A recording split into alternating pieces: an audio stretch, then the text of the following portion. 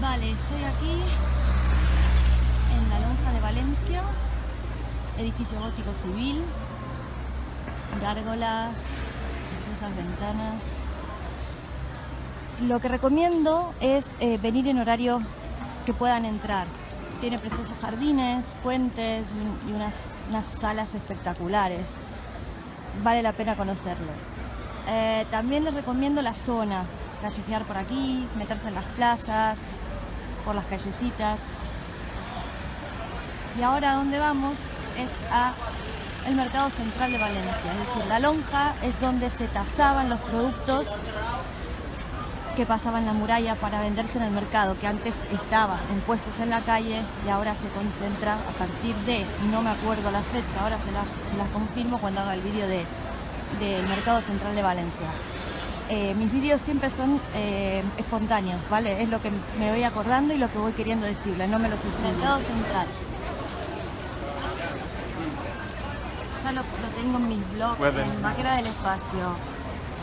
Sección viajes y turismo, hay muchísimo material sobre Valencia.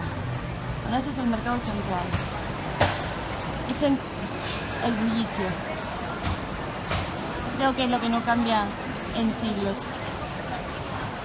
El ruido de los mercados.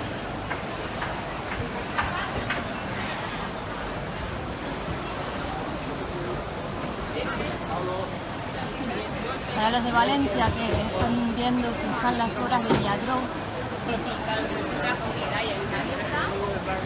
han puesto un monigote ahí. Ahora sí los matan.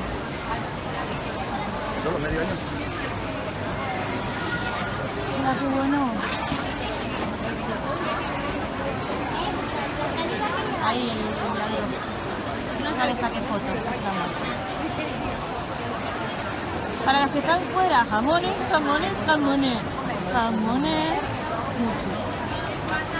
También hay carne argentina, hay de todo. Aquí hay de todo. Lo que no está en el Mercado Central probablemente no exista. ¡Wow!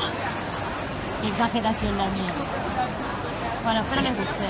Mercado Central de Valencia.